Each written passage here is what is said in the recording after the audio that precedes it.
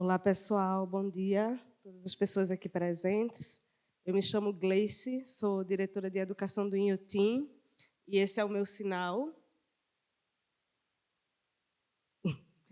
E eu queria cumprimentar, né, todas as pessoas que estão ou retornando do debate de ontem ou chegando pela primeira vez nessa edição de 2025 do Seminário Transmutar.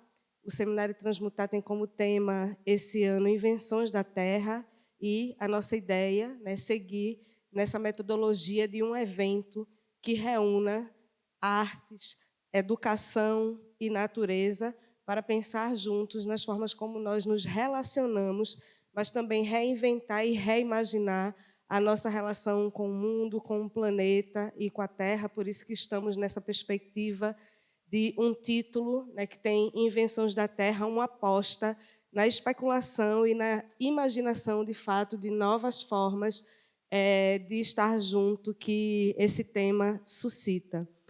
Júlia, né, minha colega, diretora artística que apresentou o seminário ontem, ela ressaltou algo muito importante da metodologia desse ano, que são as relatorias. Nós estamos aqui com a nossa equipe de relatoria, que é formada por estudantes da área de museologia, de artes, antropologia, psicologia e biologia, que são estudantes da UENG e da UFMG, e eu queria dividir com vocês que isso faz parte de um processo de educação, de reflexão e de pesquisa que o seminário estruturou esse ano, que é muito interessante porque faz com que o evento não tenha começado ontem, então ele antecede, né, esse espaço das mesas, dos debates e das situações artísticas que estamos vivendo esse fim de semana, a partir de uma construção, de fato, de quais aprendizados nós vamos tirar desse seminário, que também não termina hoje,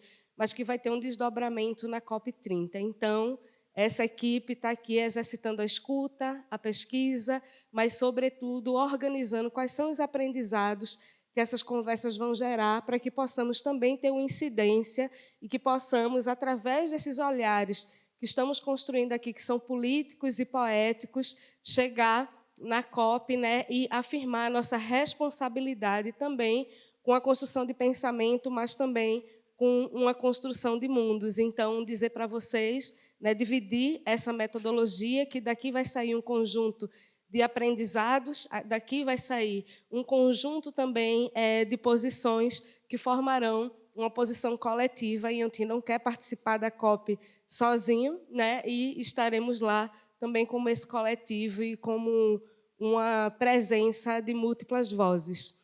E também queria convidar vocês e dizer que, junto com o seminário, está acontecendo hoje um outro projeto do Inhotim que se chama Feira Experiência Brumadinho, que é um projeto que nós temos voltado para a valorização, né, da cultura e das experiências de produtos e produtoras locais. Então, estamos com 17 expositores lá no edifício Buller Marx, que é o prédio da educação do Inhotim, 17 produtores locais que estão apresentando os seus produtos, divulgando também as suas culturas, e a gente pode comprar desde artesanato até comidas, queijos, cachaças e coisas aqui da cidade, e fica o convite para que a gente possa fortalecer, na hora do almoço, passar lá no Buller Marx para conhecer também um pouco da história de Brumadinho, através dessas pessoas, e fortalecer esse movimento, né, de economia local.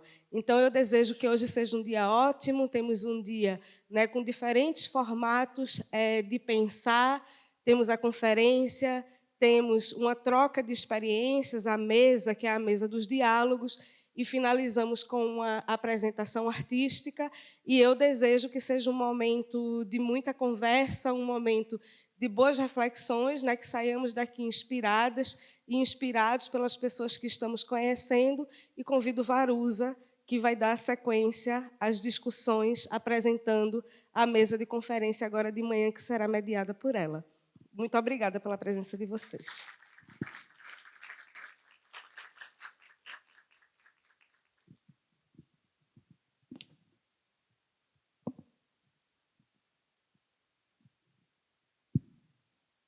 Obrigada, Gleice. Eu estou muito feliz de ter a oportunidade de mediar essa mesa. Eu queria chamar para sentar aqui com a gente também a Sandra Benites, né? Pode...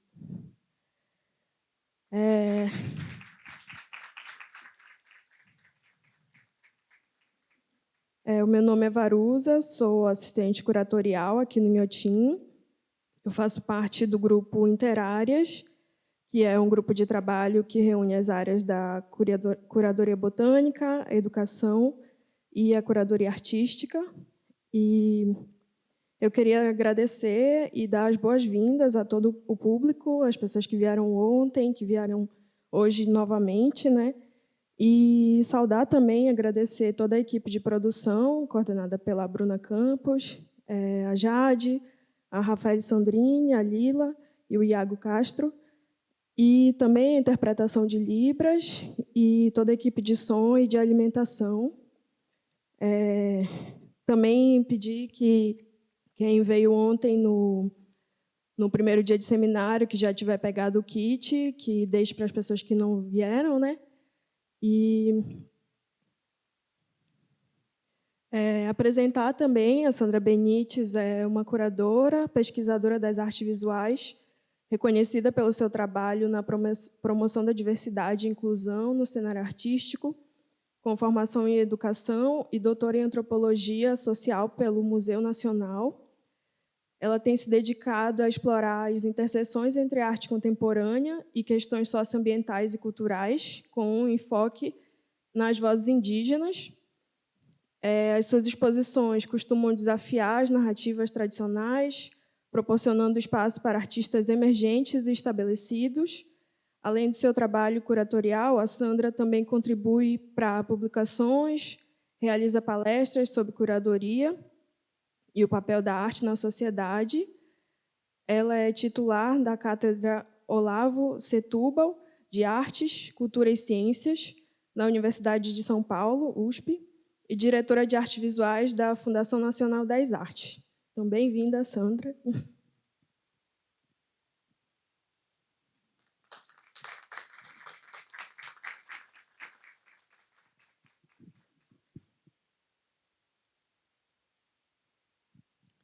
Oi, agora está ligado. Bem, bom dia. Eu também fico muito feliz de poder contribuir com vocês nessa reflexão e também agradeço o convite para poder estar aqui com vocês, para falar sobre esse desafio, né, que eu acho que atualmente, né, é um desafio para todos nós, né? E como eu já vinha trabalhando isso desde muito tempo,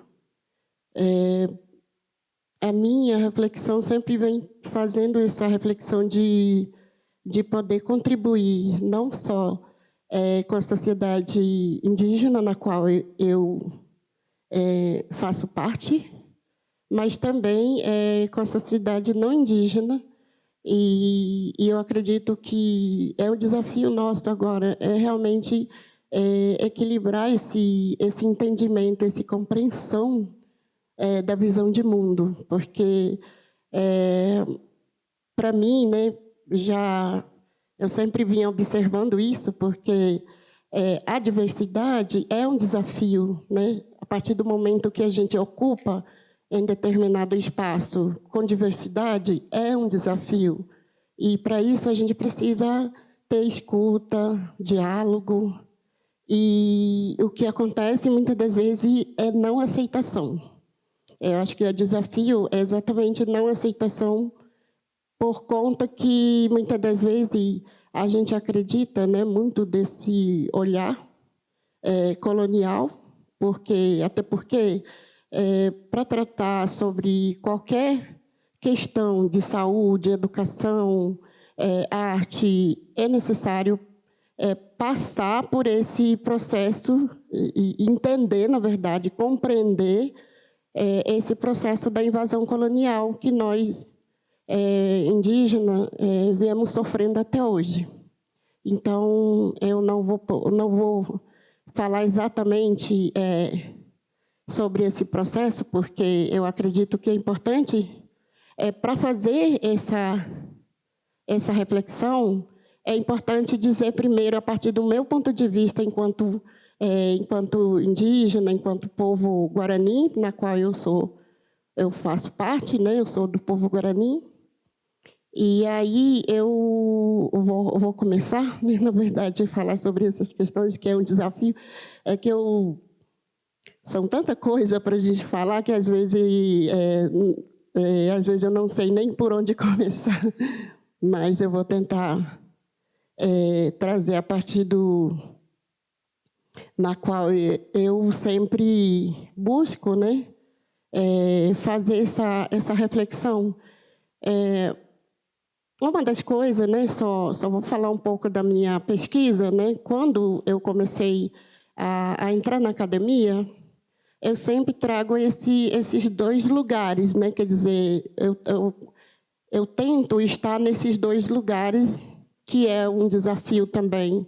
E muitas das vezes, quando você consegue, quando você tenta, né, lidar com esses dois lugares, não é a mesma coisa, né? E muitas das vezes fala para mim que eu sou guarani, eu sou do povo guarani, o meu povo guarani tem um costume, um modo de pensar, de viver, de estar no mundo totalmente diferente dos não indígenas, né? Por exemplo, a gente tem momento que a gente não fala muito, a gente não fala alto, a gente tem um tempo, né? Tem um momento certo para a gente estar na comunidade, com as pessoas. É uma outra lógica de viver. Só que para eu poder estar aqui, para falar com vocês, com o não indígena, para poder trazer, né, isso, eu tive que, como se eu fosse me transformar em outra pessoa, né? E isso também faz também é muito desafio também para mim, que eu falo guarani, porque falar uma língua não é apenas falar uma língua, é viver naquela língua, é pensar aquela língua, é agir daquele modo de pensamento, não é apenas traduzir uma língua. E para você também traduzir, aprender a falar português, por exemplo, eu sempre aprendo, muitas das vezes eu falo, olha, eu falo português. Às vezes torna uma angústia isso também para mim, porque o tempo todo parece que eu tenho que respirar e me transformar o tempo todo para poder estar falando, né, agindo daquela forma, porque uma língua te conduz nesse momento, como se a gente vestisse uma roupa a cada qual que você vai estar, né? E eu acredito que isso também traz um pouco, para mim, assim, um determinado desconforto. Muitas das vezes, eu estava falando agora há pouco, né? Aí eu fiquei um pouco nervosa, mas, não, você fala muito bem, você é muito experiente. Não é a questão de experiência nem de eu falar bem, é a questão de momento, é a questão de você, como se você estivesse se transformando mesmo para aquilo, e depois você tem que respirar e voltar e repensar. O nosso corpo está em movimento nesse campo de a gente, daquilo na qual você se propõe a fazer, né? Então, eu vou começar, senão a gente vai...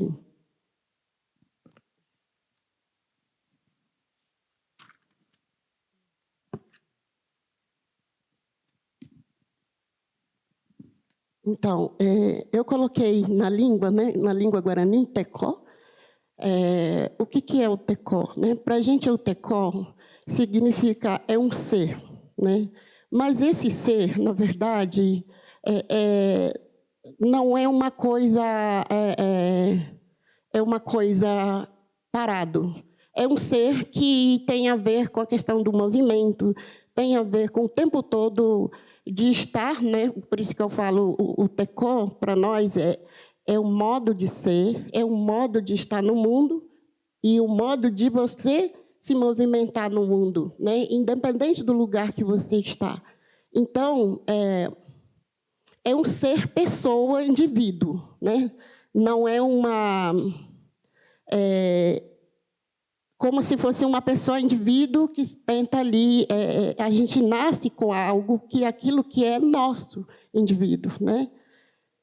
E aí tem essa questão do TECOA, que o que é o TECOA? O TECOA é o lugar que a gente já está com o outro. E, muitas das vezes, o TECOA, por isso que nossa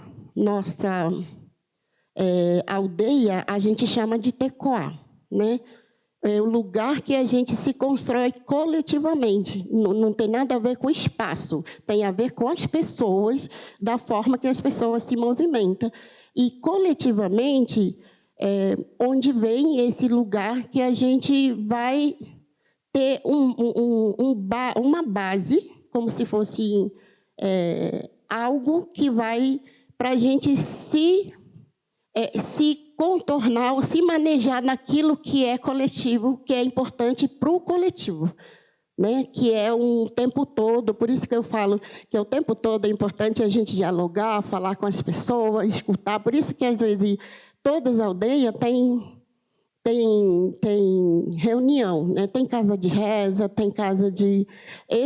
todos os lugares que a aldeia tem, o espaço onde se faz ritual, onde se faz encontro, é exatamente para a gente dialogar e para a gente entrar em acordo, né? O que é mais importante, em pontos comuns para todos. Mas isso respeitando a individualidade de cada família, ou de cada pessoa, de cada corpo. E aí, esse é um desafio, né? Quando a gente tem muita gente, né? na nossa comunidade, quando a gente achar que um ponto de vista é mais certo do que outro. Aí que está o perigo, muitas das vezes, para a gente não ter... mas isso não quer dizer que a gente não tem também conflito entre a comunidade. A gente também tem conflitos, a gente também tem nossos problemas nas aldeias, só que a gente resolve coletivamente aquilo que é importante para todos nós, para que todo mundo ficasse bem, né? Então, o TECOA é o lugar que a gente se constrói o tempo todo. E isso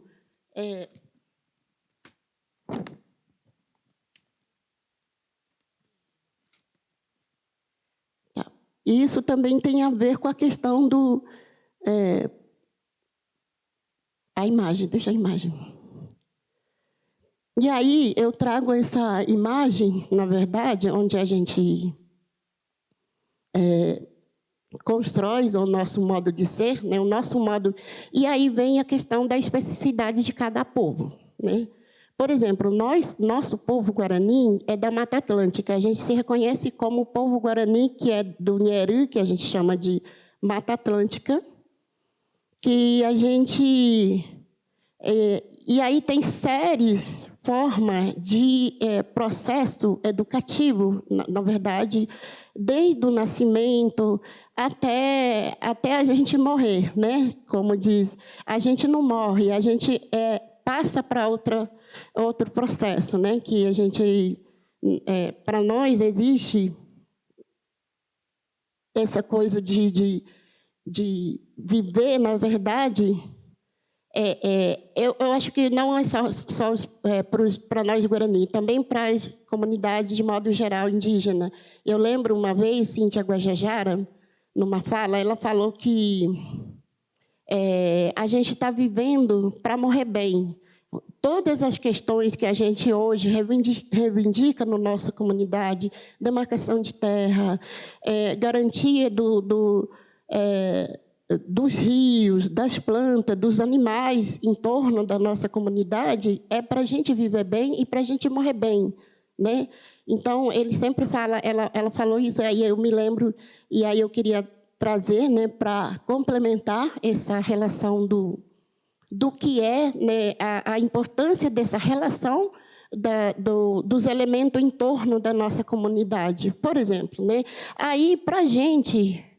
E aí a gente vai construindo a especificidade de cada coisa, né, dentro da comunidade, como, por exemplo, a gente tem ritual dos homens, a gente tem ritual das meninas, ritual das crianças, rituais dos pais.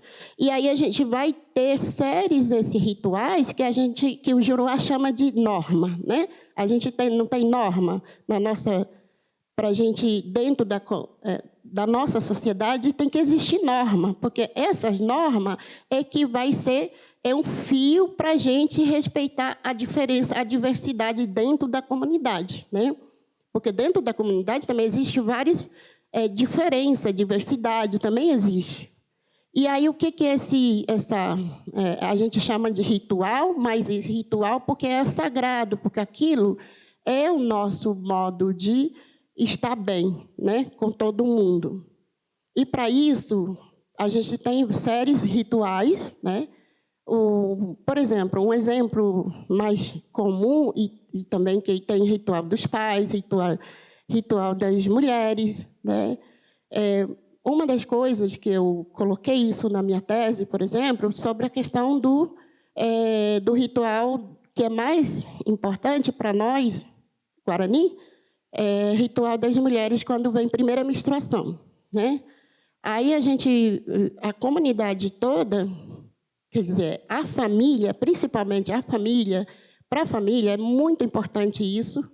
Por quê? Porque ali as meninas também vão ensinando os homens a buscar remédio, inclusive para as irmãs, para as mães, ou para as tias, para as mulheres. Por quê? Porque nesse período a gente não pode sair, por exemplo, no sol quente, a gente não pode carregar peso, a gente não pode se estressar, né? E aí a gente tem um período de resguardo, e nesse período a nossa alimentação também é específico para essas meninas, né? Eu lembro uma vez, eu fui professora, eu morei no Espírito Santo, eu falei isso, assim, só vou fazer essa reflexão bem rápido. E dentro da comunidade, hoje tem uma educação diferenciada específica que garanta essa especificidade de cada comunidade. E aí, a gente fez essa proposta, né, curricular para atender essa especificidade de da nossa comunidade. E eu era professora, e aí eu lembro que quando aí vem a coordenadora, né, perguntar para mim qual atividade que eu ia mandar para as meninas enquanto estiver em casa com a família. Aí eu falei para ela que porque aí, né, eu só quero pontuar uma coisa que eu acho muito importante, né, onde está essas questões de que o nosso conhecimento não é tão importante como eu falei ontem, né? E aí eu falei assim, mas está com a família para seguir a educação própria daquela comunidade. Quer dizer que, então, isso não é importante para a escola. Mesmo dizendo para eles que é importante, a escola vem dizer para a gente que tem que mandar atividade para essa menina, porque senão ela vai ficar fora, né? Quer dizer, vai ser atraso, né? E aí eu fiquei assim indignada com isso. E aí eu fui questionar isso, falar que isso não estava certo, e isso é um racismo estrutural, né? E aí enfim, aí só queria trazer isso, deu uma questão ali, e a gente, muitas das vezes, a própria comunidade, de tanta colonização, que colocou na nossa cabeça que isso é melhor e esse aqui é pior, né, ou que seja ruim, não é tão importante, muitas vezes os próprios pais acreditam nisso. Achar que ele continuar na casa fazendo, respeitando o modo de ser, né, Guarani, achar que não é tão importante como a escola. Tem que ir à escola. Aí rompe, quebra todo aquele conhecimento que a gente tem, né?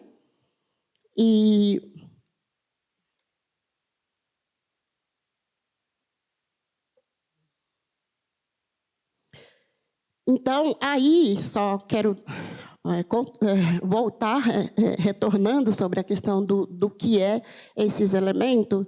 E aí tem, nesse período do resguardo das meninas, por exemplo, a gente tem uma planta que a gente tem que lavar a cabeça, né? tem uma planta própria para fazer chá, para a gente lavar o corpo, para a gente tomar também, né?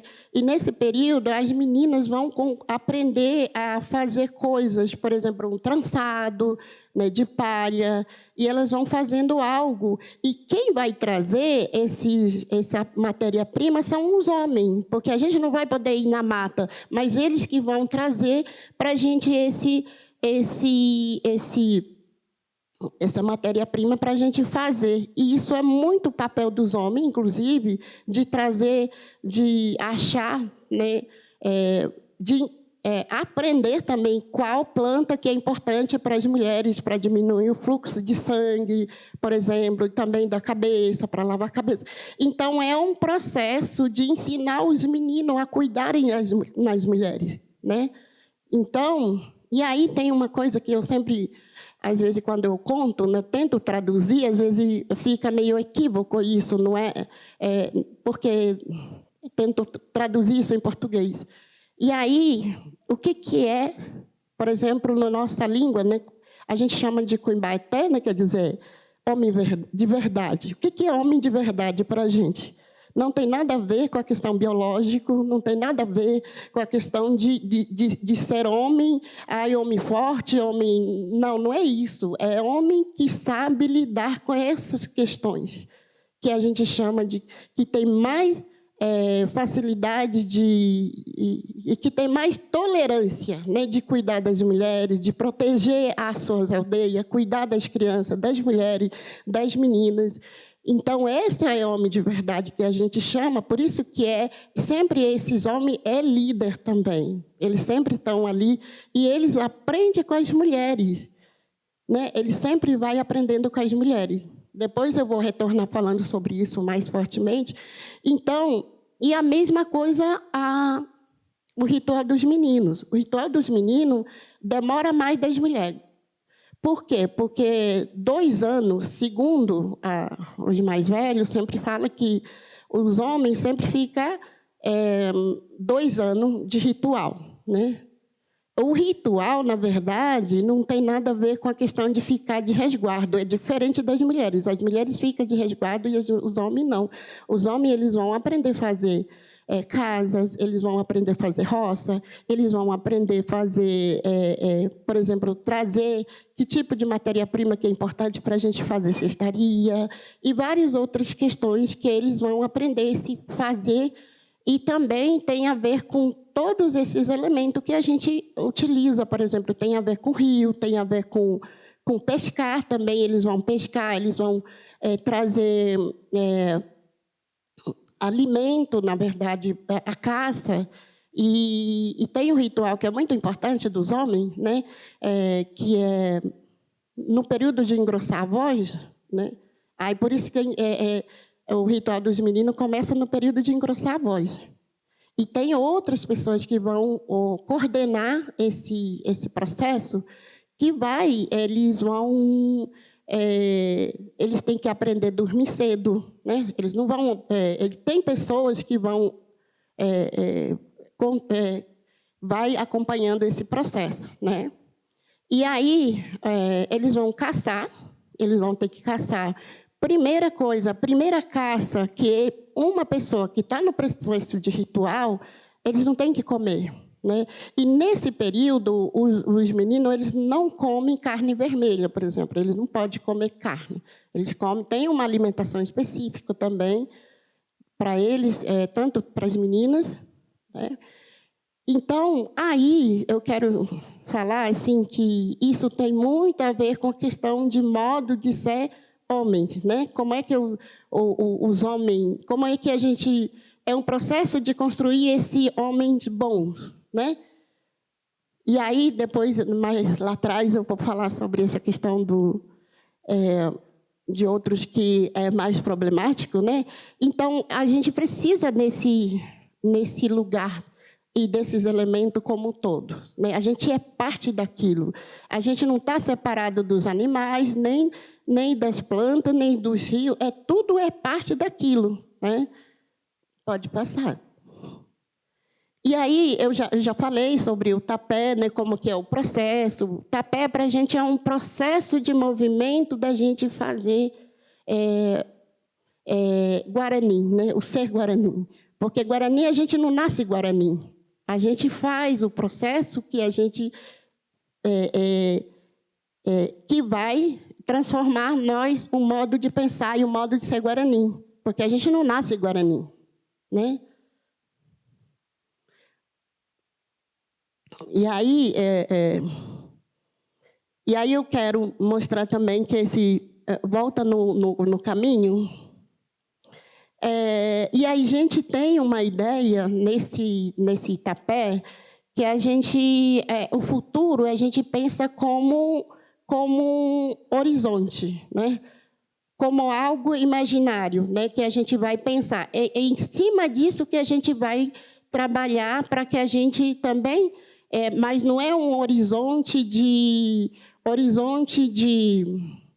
É como um horizonte de paisagem mesmo, de olhar o futuro como paisagem, como horizonte, mas junto com aquilo, junto com nós, né? Tem a ver com a questão da memória, né? Da narrativa, cosmológico, né? Que a gente sempre tem, como que, para nós, Guarani, isso é muito importante. Pode passar. E aí o movimento do corpo, né, que eu falo sobre a questão do movimento do corpo, do mundo, né, e o corpo dançante, né? Por quê? Porque essa poesia, na verdade, esse modo de movimentar o corpo, para nós, ela é como se fosse um corpo que dança, né? Por isso que, por exemplo, nós temos, né, a dança do Uirajá, que é a dança dos homens, e também tem a dança do Tangará, que é a dança das mulheres.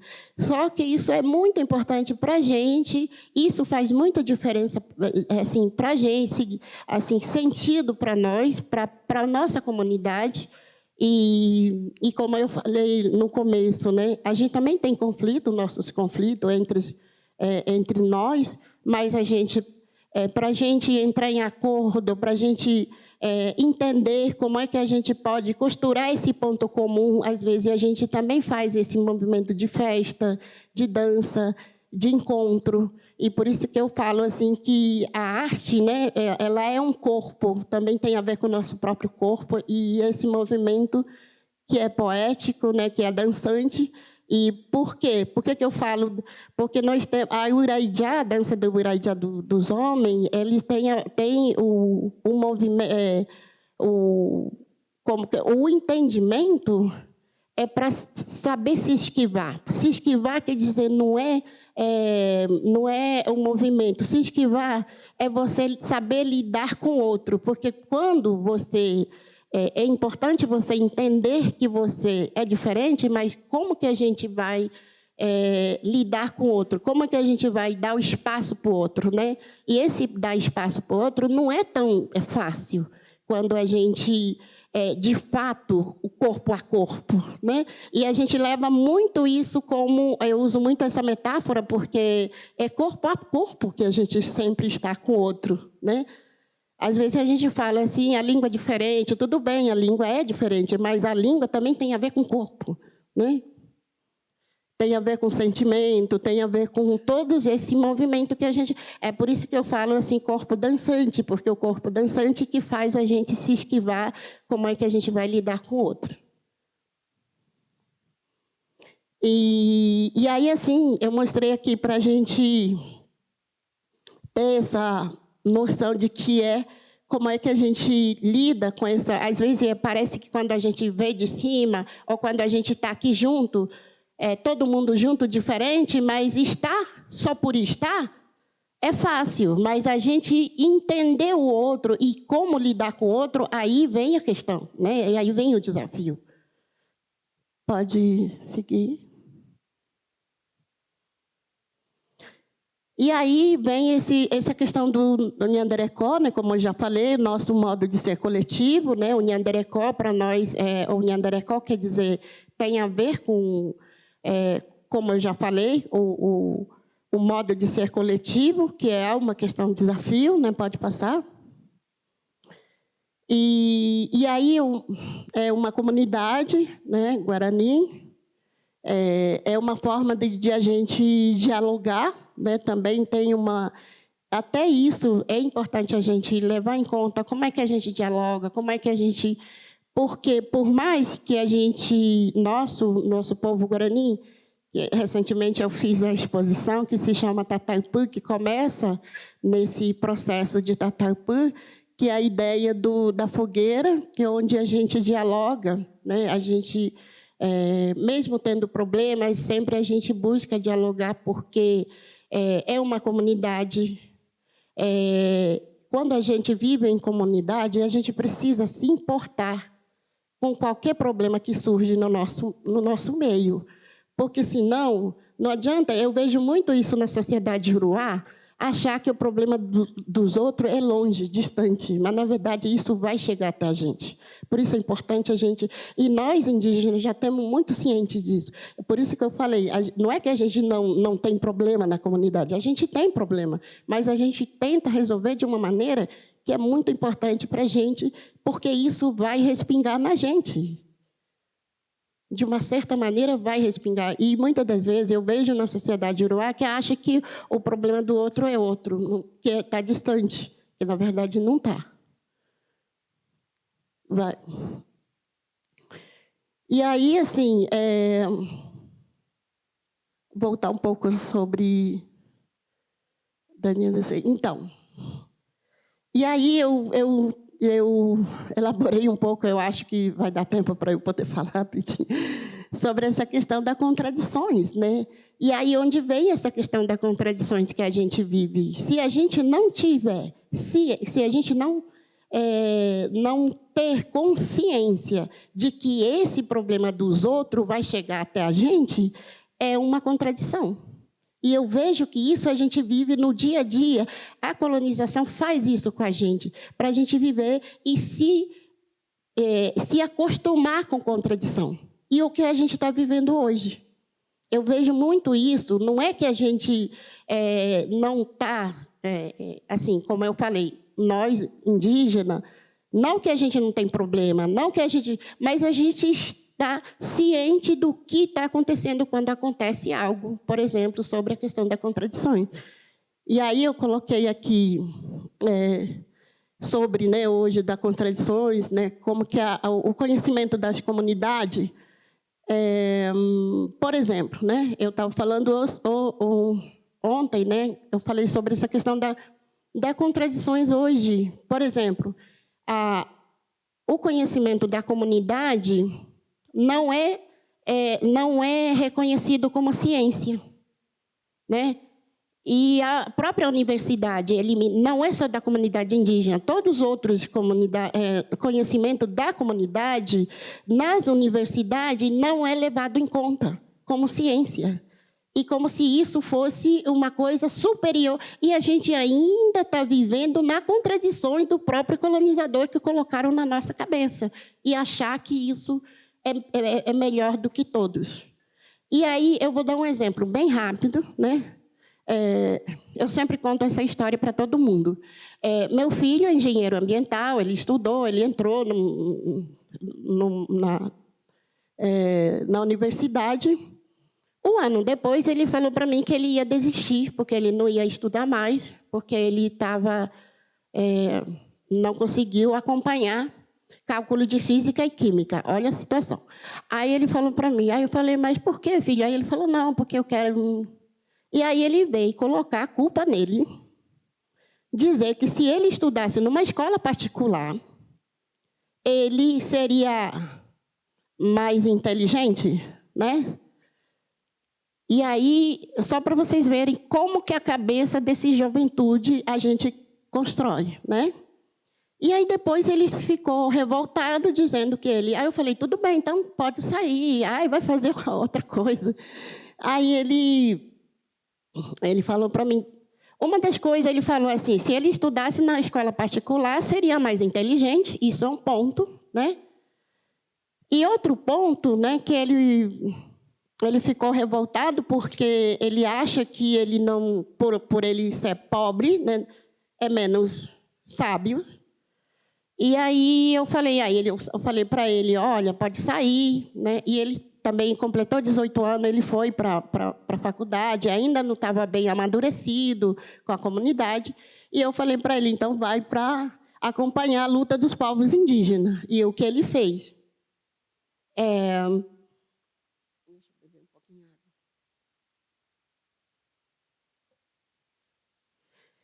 E aí eu falei para ele, então tá, então vai fazer outras coisas. Aí ele foi trabalhar de motorista para a comunidade, e ele ficou super feliz, agora ele voltou. Então, aí um belo dia eu conversei, eu chamei ele, eu vi que ele ficou muito triste, frustrado, né? Achar que ele é incompetente. Aí eu conversei com ele, eu falei, filho, uma coisa você precisa entender. Aí a gente teve uma conversa, eu expliquei para ele, né, o que é o nosso cálculo de física e química para a nossa comunidade guarani, do nosso povo guarani. E aí eu falei para ele, a incompetência não é teu, a incompetência é das universidades, de não saber acolher esses saberes, esse conhecimento diversos. Por quê? Porque aí a gente achar que a gente que é menos inteligente é porque a colonização coloca, eu não sei fazer o cálculo de física e química, né? Então, aí você bota o autoestima da juventude lá embaixo, né? Então, é muito cruel ainda isso, né? Que as universidades não ficam atentas disso, né? E aí, às vezes, vamos preencher a cota, vamos chamar indígena para preencher a cota, só para preencher a cota. E isso acontece muito em todos os espaços, não é só na universidade, é também em todos os espaços onde a gente ocupa. E se a gente não ficar atento, a gente só preenche a cota, e não para transformar as políticas públicas. Eu estou falando isso também porque eu estou no lugar onde discute as políticas públicas. É muito desafiador, né? Por mais que a gente ocupa, se a gente não ficar atenta em todo mundo das mesmas questões, eu acho que é muito complicado a gente modificar alguma coisa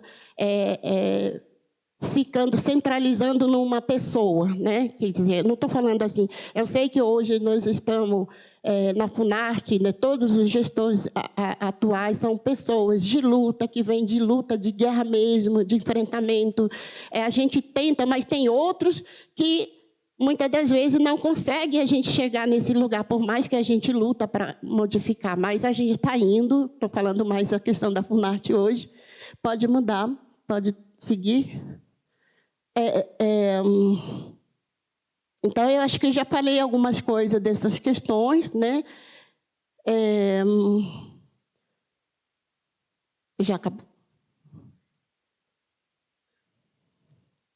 E aí eu acho que eu já falei mais ou menos dessas questões, né? Não, volto. Então, aí eu acho que só para a gente finalizar também, depois, se vocês quiserem também perguntar, eu posso trazer. Então, nesse sentido, eu acho que uma das coisas que eu sempre, inclusive na minha pesquisa, eu, enquanto mulher, né? Eu saí de uma comunidade, eu fui para a cidade, eu fui para poder estudar, para poder seguir, né, a academia. E aí uma das coisas que eu achei muito diferente, né? E também eu fui entendendo, né? O que na verdade patriarcado, né? O que me impacta muito é quando eu chego numa universidade na qual eu sou guarani, quando eu estou no período menstrual, por exemplo, eu tenho esse recluso, eu tenho minha alimentação, eu tenho esse cuidado diferente. E quando eu comecei nas universidades, isso em nenhum momento foi respeitado, nem muito menos questionado, né? Como se fosse tudo normal e acontece. E aí a gente tem que entrar nesse jogo. E aí onde vem a questão do adoecimento para a gente. Eu fiquei adoecida, muitas das vezes, porque no período que eu preciso me respeitar enquanto corpo, enquanto uma mulher que menstrua, que tem esse período menstrual que precisa ser respeitada, e muitas das vezes isso não respeita.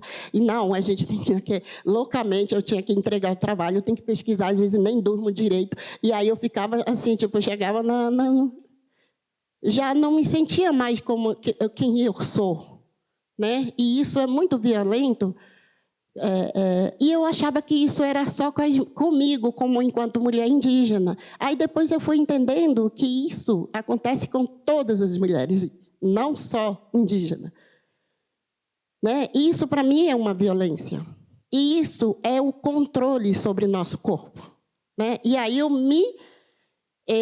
eu pesquisei, né? Continuei pesquisando, e na minha tese, na verdade, eu trouxe bastante sobre essa questão da violência contra mulheres, mais específico sobre nós, mulheres indígenas, mas também eu percebo que isso existe muito, essa violência, né? Então, outra coisa, né, que eu lembro que eu trouxe isso na minha tese, né, falando sobre fofoca, né? O que é fofoca? Aí eu falei assim, o que é fofoca? E quando eu fui entender que na sociedade juruá, não indígena, achar que fofoca é coisa de mulher. E aí eu fui percebendo isso, né? E eu falei, na minha comunidade também existe, mas não é direcionada sobre relação às mulheres. É uma política que a gente faz. E aí eu lembro da minha mãe, né? A minha mãe, eu ia na casa da comadre dela para a gente dormir, para elas fazerem a conversa delas, né? E há de meu pai perguntar para ela o que ela foi fazer na casa da comadre. E nunca existiu isso, essa questão. Só que aqui na sociedade uruá, isso é ruim, isso é uma violência, gera uma contra-violência. E aí eu fui pesquisando, eu não quero citar tudo isso agora, mas assim, agora só quero trazer um exemplo, né, que tudo isso foi embaralhando a minha cabeça, assim, para eu entender como é que eu vou viver aqui e ali, né? E eu acho que isso, para mim, foi uma das coisas que eu quero trazer para vocês, né?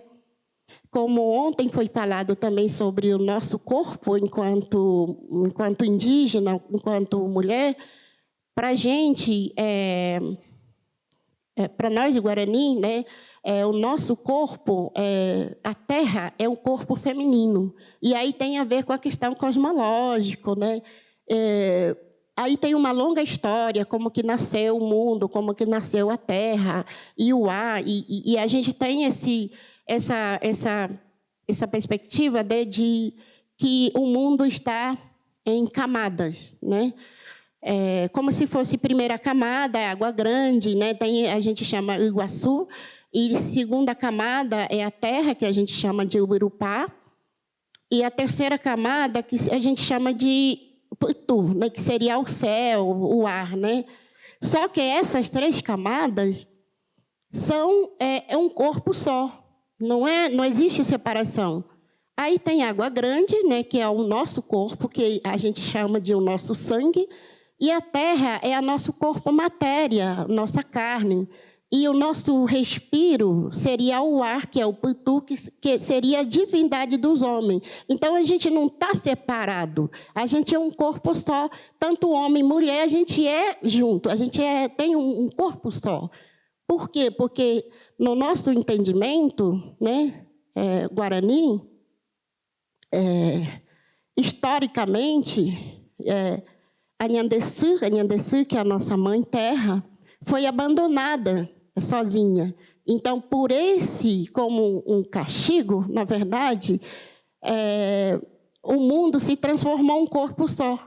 Por isso que eu sempre falo que, se os homens não saberem cuidar da gente, eles também são vítimas da violência, porque por que a gente está sendo hoje vítimas? Nós, mulheres, vítimas, mas eles também são vítimas. E aí eles têm que entender. Esse processo de educação dos homens, ela começa desde pequenininho, não é? Então, mas tem a ver também com a relação com a terra. E se não tivermos mais terra, se não tivermos um rio, não tivermos a água, o ar limpo, todos nós, como diz o Juruá, estamos fodidos, né?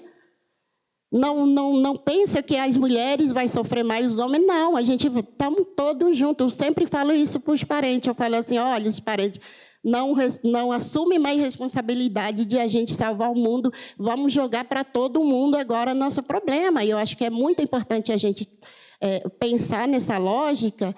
E outra coisa, né? E essa ideia do patriarcado ocidental que trouxe a colonização da ideia de controlar as mulheres, aí que surgiu o problema que a gente está tendo até hoje, porque para nós mulheres Guarani, a dona da fogueira são as mulheres, elas que abrem caminho, elas que fortalecem os rios, elas que, como se fosse o nosso corpo, mas esse corpo que alimenta, como foi falado ontem, que alimenta, que sustenta, ela precisa ser cuidada.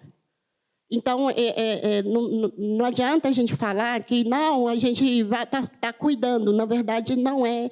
E essa lógica, a violência, ela vem por conta desses lugares que está sendo destruído. Porque os filhos não tem norte mais, porque não tem mais, todos estão em torno, está sendo destruído, então eles também não têm norte, né? Não tem o lugar.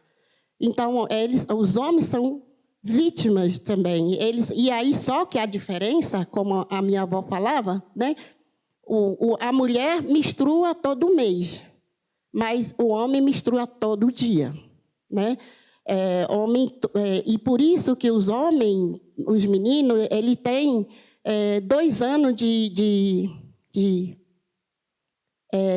resguardo, mas não é de resguardo de ficar em casa, é para movimentar o corpo, para fazer roça, para fazer casa, para caçar, para trazer as coisas. Então, todos esses elementos estão em torno. Então, quando eles falam para que eles tenham controle sobre o sangue quente. O sangue quente, para a gente, pode ser fúria, pode ser também raiva, né? E também pode ser fogo, né? Que tem a ver com a questão do fogo. E tem mais várias outras coisas que eu queria trazer, mas aí eu acho que eu vou parar por aqui. Então, para mim, hoje, fica muito claro que essa ideia de controle sobre nosso corpo enquanto mãe, enquanto terra, enquanto corpo, enquanto mulher, o que traz muito problema de violência. E eu uso essa metáfora porque eu percebo isso, que a violência contra as mulheres é muito comum nesses espaços. Aí, assim, para resumir sobre essa questão quer dizer, para finalizar mesmo sobre a questão do nossas contradições, né? Eu coloquei algumas questões aqui, escrevendo, mas assim é uma coisa bem resumida. E aí, como eu falei, né? Eu acho que isso é uma contradição que a gente se acostumar a conviver com ela. E a gente precisa, né, entender que essas contradições, a cada momento, a gente está E muitas das vezes, né, quando a gente questiona muito, a gente fica adoecido também, né? A gente acaba adoecido, e muitas das vezes o próprio sistema coloca nesse lugar para a gente, ou a gente se acostuma, ou a gente adoece, né? São duas coisas, não é muito importante que o próprio sistema coloca para a gente nessa contradição, para a gente conviver com contradições.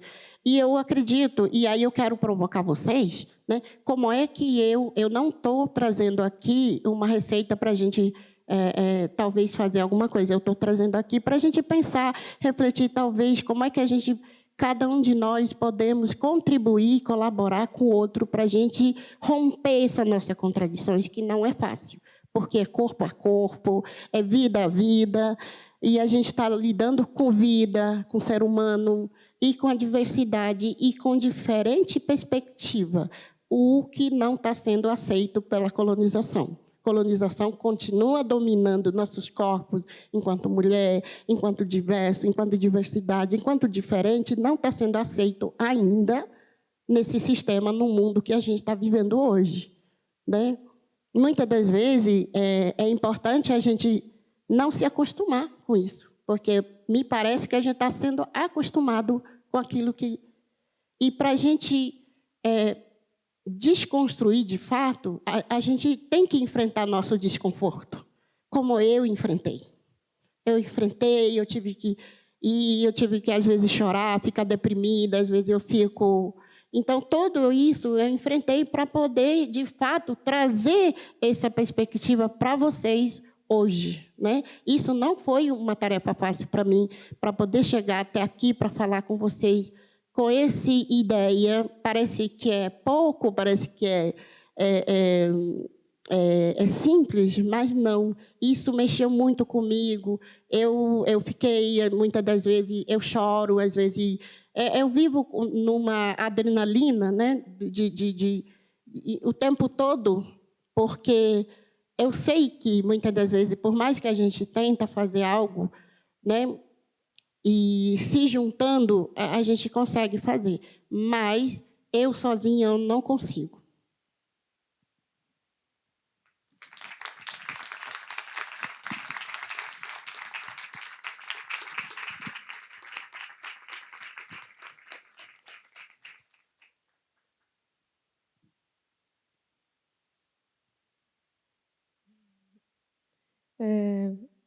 Muito bom. Eu acho que a gente pode continuar a fala a partir das perguntas, né? Já tem uma pessoa aqui. Tem o microfone?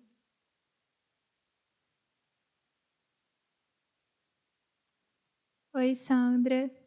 Queria agradecer essa palestra. Muito bom de escutar e muito bom também saber que existem pessoas como você construindo o nosso país, tentando buscar construir mais espaços para a gente conviver com essas diferenças todas. Eu tenho 2 perguntas. A primeira, eu pensei quando você estava mencionando que muitas vezes, como herança da colonização, trouxeram coisas até para as próprias aldeias. Então, dos próprios indígenas, às vezes, sentirem que seus saberes são menos importantes. E eu queria saber, juntando com essa questão do patriarcado, se, às vezes, como mulher indígena, você percebe, talvez, que o machismo conseguiu chegar na sua própria aldeia e em sua própria comunidade, se você enfrenta essas coisas dentro da própria aldeia. E a outra pergunta também é que eu fiquei curiosa sobre a dança das mulheres, Tangará. Eu queria que você comentasse um pouco sobre como que ela é feita, se ela acontece em épocas específicas. Isso. Obrigada.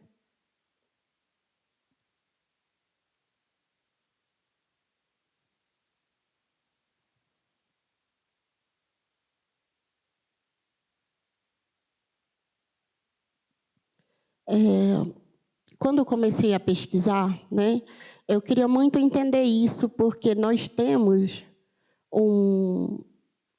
a ideia, né, quando, por exemplo, eu casei muito cedo, né, eu tinha 16 anos, mas não era uma coisa forçada, não era uma coisa não, tinha essa história de que o pai entrega a filha para... Não, isso não existe na nossa comunidade. E aí, só que eu escutava a minha avó dizendo a história, contando a história, porque que a minha avó foi uma pessoa que casou 2 vezes, né? E isso era meio incomum na comunidade. Só que eu sou curiosa e eu queria entender por que isso. E quando eu fui pesquisar, aí ela contava várias histórias que não era muito legal.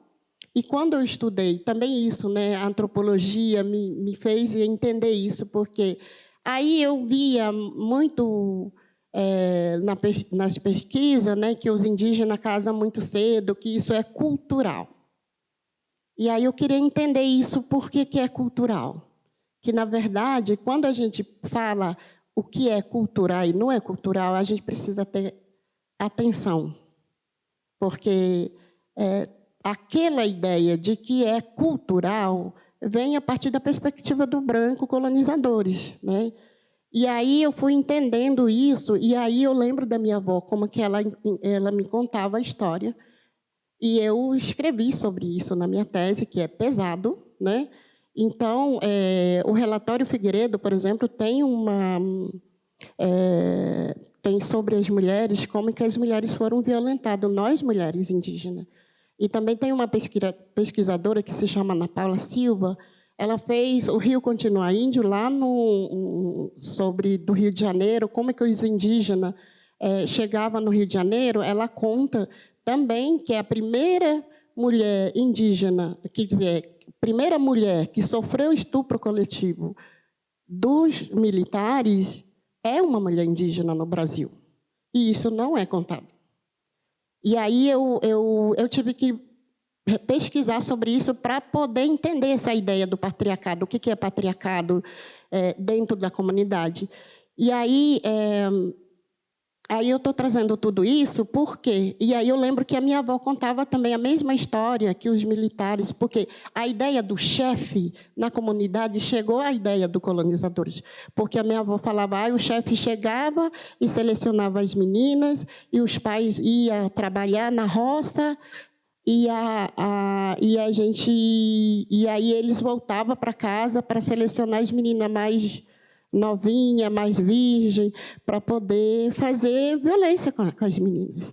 E então, para os pais proteger as filhas, é que começaram a fazer as meninas, quando começava a ficar mocinha, chamava outra família, quando tinha os meninos que poderia proteger, e aí sim fazia essa relação de casamento. E isso se tornou cultural. Por isso que eu falei para a gente não pode se acostumar com as coisas que, às vezes, a gente não sabe de onde veio.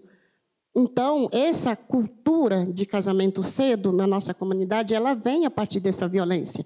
Então, eu não poderia dizer como que foi a influência dos patriarcados, da violência dentro da comunidade. Eu poderia contar essas narrativas que de fato acontece.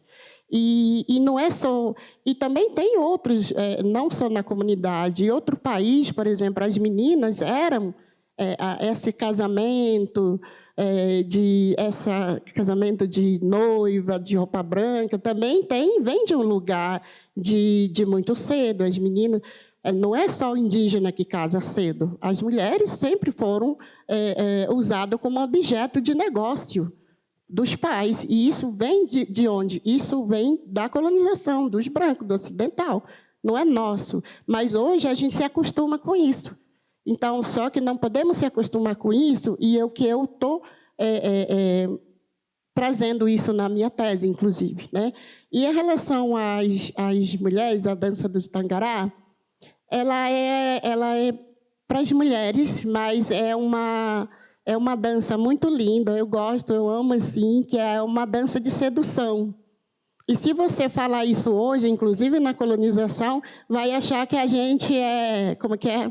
Eu já escuto muito isso, próprias minhas amigas falavam isso, né? Quando a mulher toma uma decisão, por exemplo, de relação, de namorar, por exemplo, na nossa comunidade não existe isso, não existia. Existe hoje essa questão porque existe muito hoje, por exemplo, as mulheres, quando tomam a decisão, é questionado, mas antes não era isso, porque as mulheres têm essa dança do Tangará, que a gente...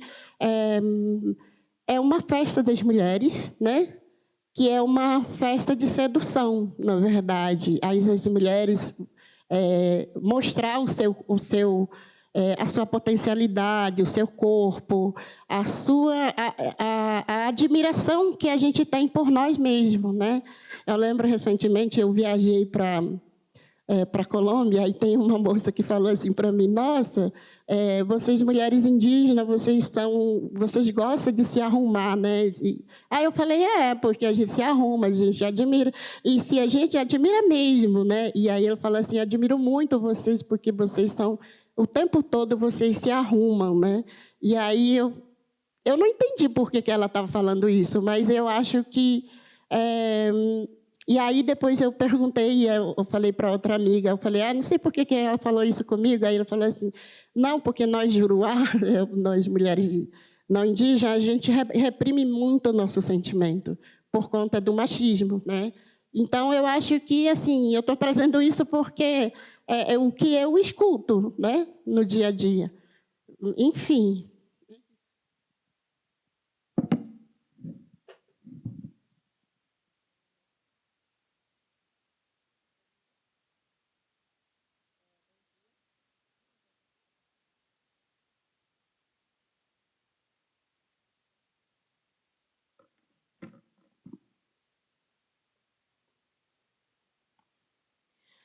Bom dia, Sandra. Obrigada pelas suas palavras. Meu nome é Priscila. E não sei, talvez até a pergunta que eu vou fazer se relaciona um pouco com a pergunta que ela fez, assim, porque eu fiquei pensando algumas coisas. Você falou, né, que tem os rituais quando a menina menstrua e dos rapazes que eles vão aprender a construir casa e realizar uma série de atividades. Eu tive a oportunidade, em 2018, de participar de uma residência artística, que foi também com algumas comunidades indígenas, mas foi em Oiapoque.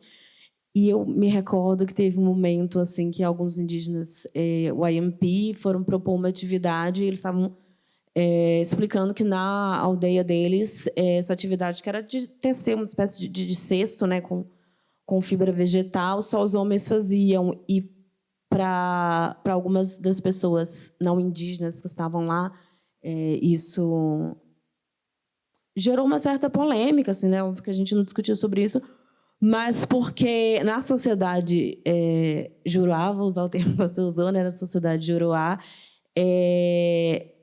tem se trabalhado muito de tentar exatamente, em muitos aspectos, assim, tentar destruir essa ideia, né, do que é de homem, o que é de mulher.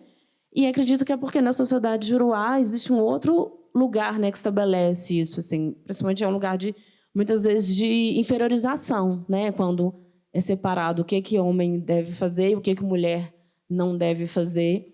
E aí eu queria que você falasse mais sobre isso, porque eu entendi que na comunidade, pelo menos na sua comunidade Guarani, existe essa determinação, né, de funções, assim, que algumas funções são executadas por homens, outras são executadas por mulheres. Aí eu queria ouvir você falar mais sobre isso, assim, de qual que é esse contexto, qual que é o pensamento Guarani, que existe essa diferenciação, né, de funções que são de um ou de outro, executadas por um ou por outro, mas que difere desse contexto da sociedade Juruá. Assim.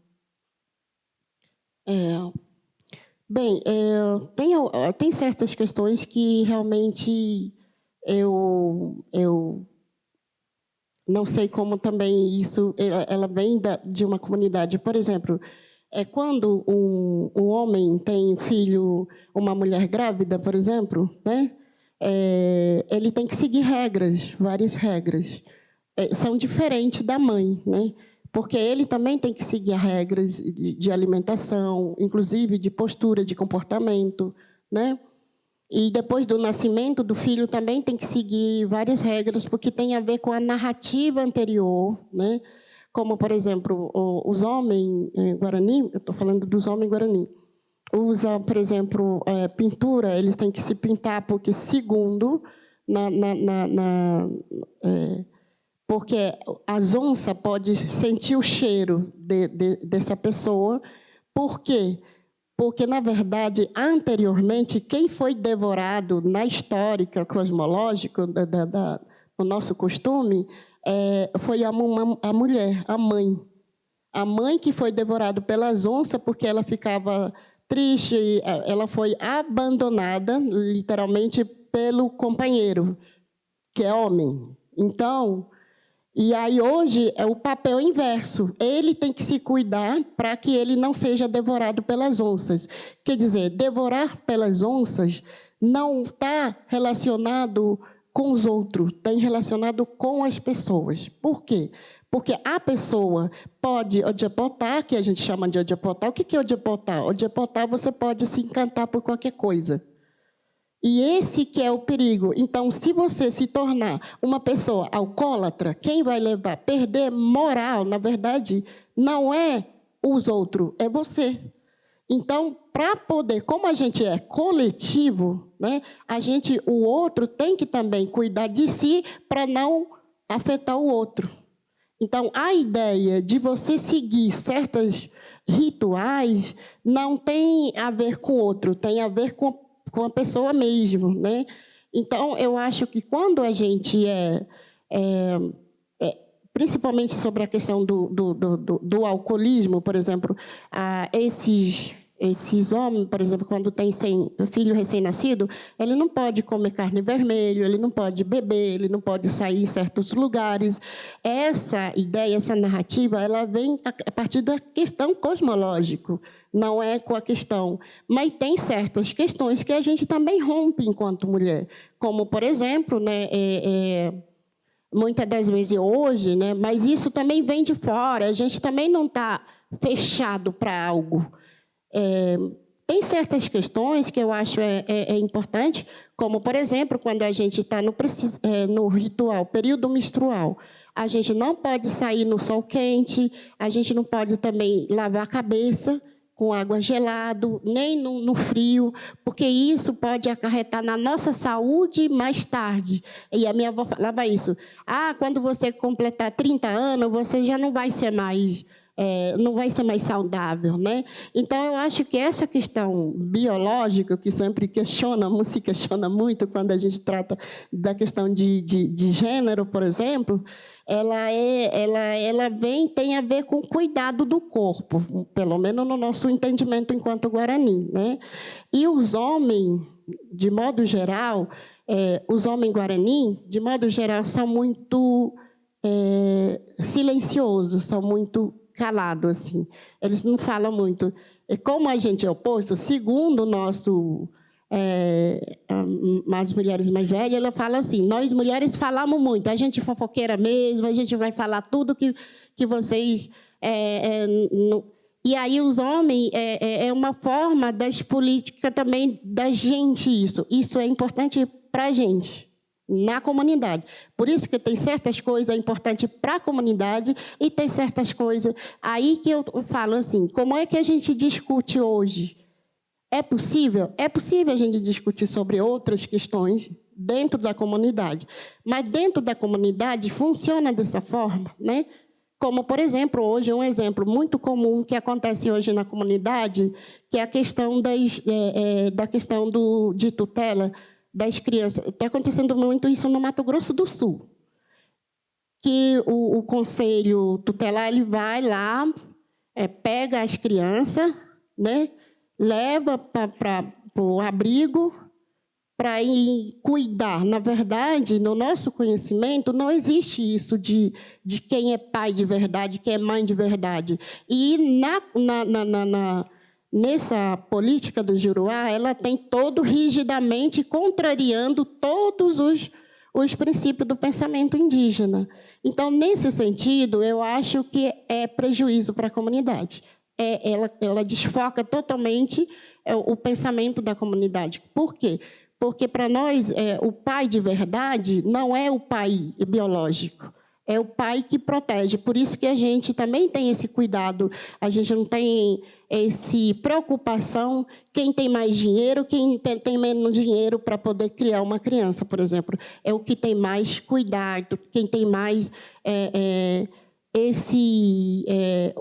e onde também a criança se sente bem.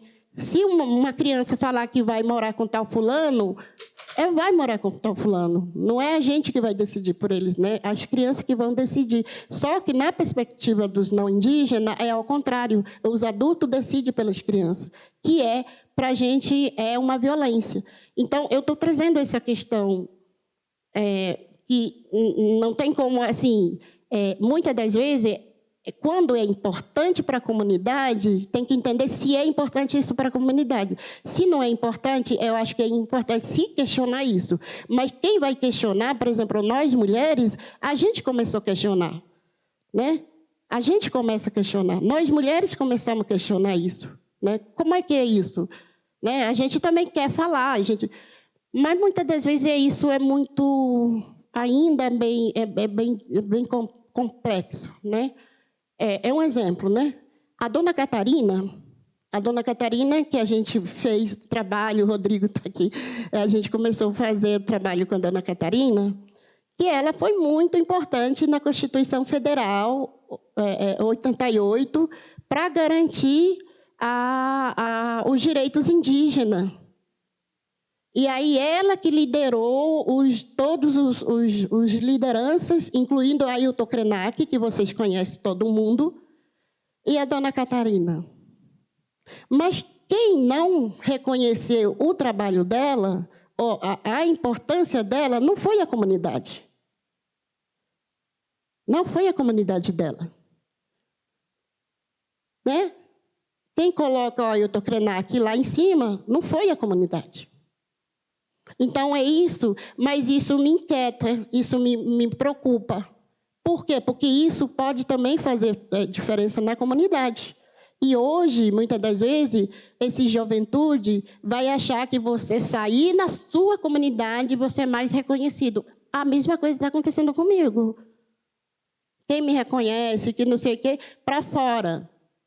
Eu fico feliz de ser conhecida e tal, mas isso não me coloca lá em cima. Eu sempre durmo, vou lá na comunidade, eu converso com as mulheres. Se tem problema, a gente resolve, sim.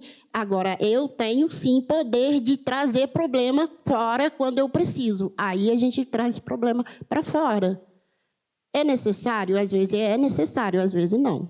Às vezes precisa se discutir dentro da comunidade. Como é que você vai... inclusive, quando eu questionei sobre a narrativa cosmológica do meu povo guarani, muita gente perguntaram para mim, você não vai sofrer retaliação? Eu falei, não.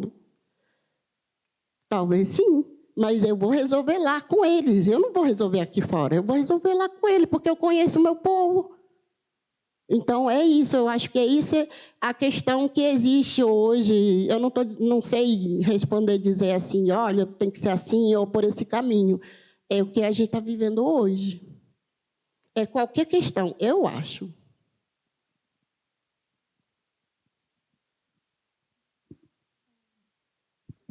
Oi. Eu acho que eu estava na frente. Posso? Oi, bom dia, Sandra, tudo bem? Meu nome é Lisandra. Eu estou muito feliz de poder te escutar pessoalmente. Queria agradecer a sua fala. Ela realmente é muito importante. Acho que principalmente para as mulheres Guarani, mas também para as mulheres Juruá. E eu acredito que o que você trouxe sobre o racismo estrutural também pode se complementar com a misoginia estrutural. Quando você fala sobre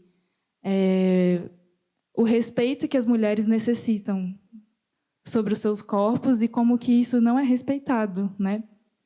Então, isso é algo extremamente importante de ser dito e extremamente importante de ser refletido, mas não só pelas mulheres, pelos homens também e pelas pessoas de outros gêneros.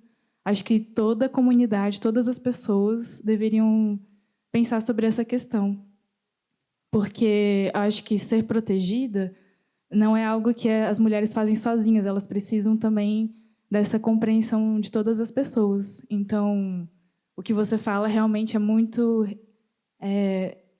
toca muito assim, as mulheres. Então, é realmente um agradecimento pelo que você fala. E, aproveitando isso, eu queria que você, se você pudesse, por gentileza, compartilhar algumas dessas práticas que a sua comunidade faz, tanto no período do ritual da primeira menstruação, como também nesse período de resguardo, quando as mulheres estão passando por um período menstrual. Eu sei que você já comentou algumas dessas práticas, como, por exemplo, não tomar sol na cabeça, na verdade, não sair no sol quente, né? Não lavar também a cabeça com água muito fria. E, se você pudesse, por favor, compartilhar alguns detalhes sobre essas práticas e no que a gente, enquanto pessoas juruás, podemos fazer também. Acho que seria muito interessante. Eu queria anotar algumas dessas suas práticas para a gente. Muito obrigada.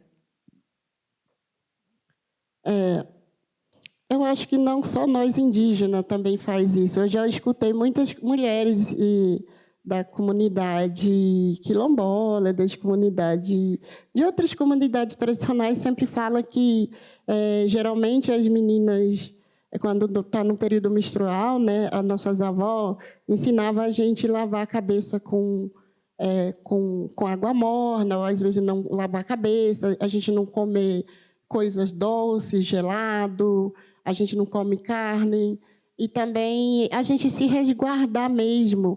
Segundo a minha avó, ela falou que a gente pode, nosso sangue pode subir na cabeça. Aí eu não entendi o que era subir na cabeça, né? E aí ela falava assim, porque isso pode gerar uma dor de cabeça, e inclusive esquecimento. E aí, por que as nossas avós falavam assim? Você não pode se preocupar com algumas coisas no período menstrual. E nesse período menstrual, geralmente os homens assumem a tarefa, né, de casa, cuidar dos filhos e um monte de coisa que as mulheres, muitas das vezes, para você se resguardar. Se resguardar, na verdade, não só tomar remédio, o chá, mas não só também se alimentar com coisas mais harmoniosas, na verdade, emocionalmente. E aí ele falava assim, porque esse período a gente é doida, né? É engraçado, a gente tem nossa dança das mulheres, o nosso canto. Eu coloquei isso na minha tese, que é o nosso canto das mulheres, que é canto-choro, né? Que é um canto que as mulheres, em algum determinado momento no ritual, eles vão cantar. Mas isso não é um canto... O canto é um canto que... as mulheres falam que incorpora os espíritos, mas essa ideia de incorporar o espírito é para vocês, para você assim, tipo, cantar, você como se fosse um desabafo, né? Aí a mulher dança, canta, aí tem outras pessoas preparadas para cuidar nisso. E depois que cantar, canto, choro mesmo, canto, o grito, o choro. Aí eu lembro que uma vez o pessoal da pesquisa foi comigo lá em São Paulo, no Silveira. Lá eles não deixavam o Juruá entrar na comunidade, assim, na casa de reza. Aí aquele dia eles aceitaram. Aí teve esse ritual da mulher que estava cantando, né? E aí balança a cabeça, canta, chora, grita e tal. E aí eu lembro que a duas Juruá que estava comigo, ela falou assim, agora eu entendi por que a gente... E se a gente fazer esse tipo de coisa na nossa comunidade de Juruá, logo a gente vai ser internado no hospital de psiquiatria. E aí começaram...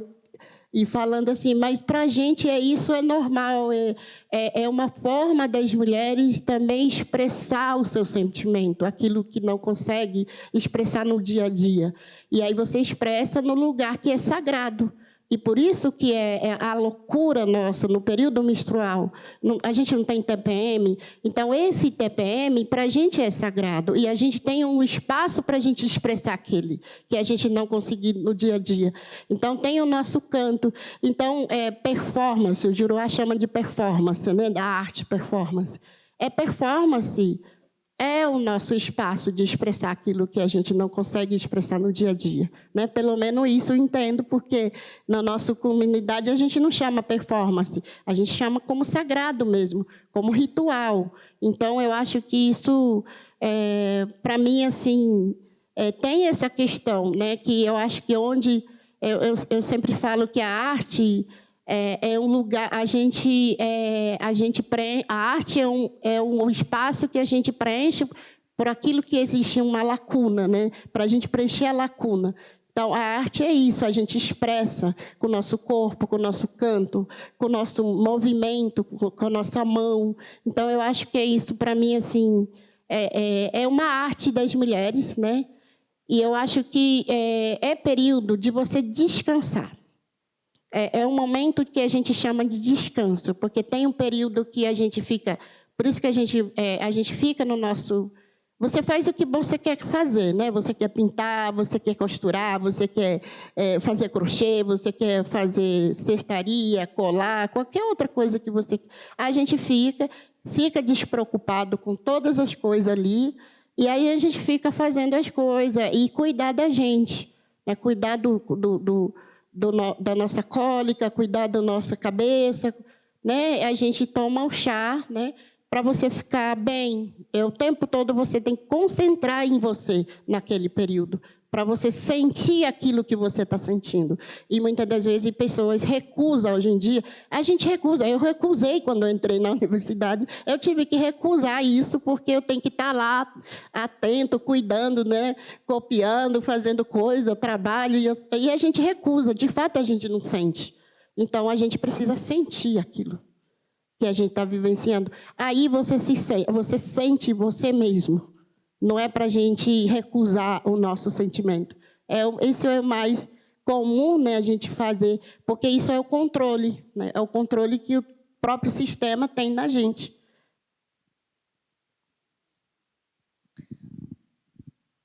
Oi, Sandra, tudo bem?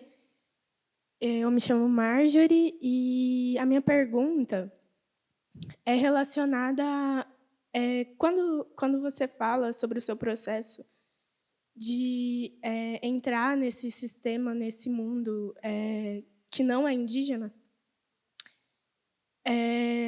muito das duas personalidades e de, às vezes, você se perder e esse sentimento de adoecimento mesmo.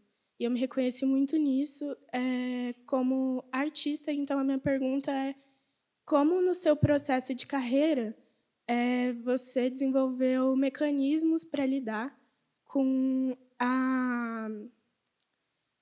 esse movimento de, às vezes, se perder da sua identidade original e perguntar também como é o seu ponto de vista em relação a como povos não indígenas que têm uma natureza de pensamento mais eurocêntrico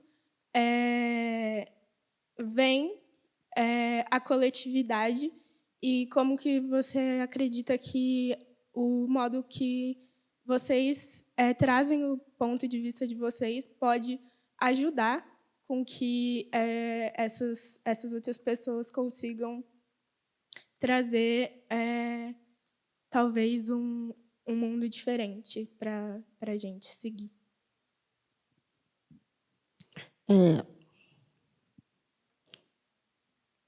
Bem, é um desafio e também é doloroso, né?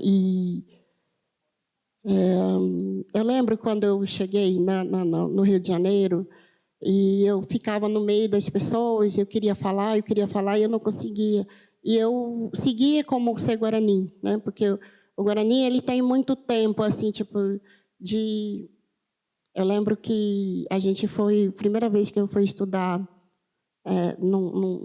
numa universidade grande, né? Aí eu lembro que o professor falou o seguinte: tinha, acho que, 5 pessoas, né, do outro lado e 80 pessoas indígenas do outro lado. A gente estava almoçando e era um barulho, e a gente ficava tudo quietinho. Aí o professor falou assim: nossa, como é que vocês sabem ficar quieto, né? E aí eu falei assim: não sei, mas aí depois eu fui entendendo por quê. E aí eu fui no Rio de Janeiro, né? Eu tive que lidar com várias diversidades, né? Diversidade, para você lidar com a diversidade, não é que a gente não tem que sair do nosso lugar, ou seja, a gente tem que ficar no nosso lugar, mas também não é uma questão ali que você tem que seguir no mesmo jeito, né? Eu acho que a gente se transforma, mas a gente precisa ser criativo a partir disso, né? Não ir pelo caminho que, muitas das vezes, é como ocidental, né? Mas também ter o seu próprio, ter o seu próprio, sua própria arte, o seu próprio ser, né? Que eu acho que é importante ter porque eu fui construindo isso para mim, né? E onde você se sente confortável. Mas isso também não é que entender aonde você se sente confortável e onde você não se sente confortável. E realmente, de fato, falar isso. Porque hoje, muitas das vezes, até hoje, eu tenho ainda esse problema comigo. Muitas das vezes, a pessoa vai achar que você é problema. Não é, problema está em torno. E... Enfim, o que acontece? No Rio de Janeiro eu cheguei, aí uma vez aí fui no encontro, aí o parente falou para mim, outros parentes que já viviam na cidade. Aí eu falo, você quer falar? Eu falei, eu quero, mas eu fiquei esperando a minha vez. Aí ele falou para mim, não, se você for esperar a sua vez aqui, você não vai ter sua vez. Você tem que agir como todos agirem. Assim, tipo, eu tive que aprender a me impor, né? Me expor, na verdade, me expor. E eu acho que, para mim, foi uma coisa muito dura isso. É difícil. Aí, eu aprendi a falar português.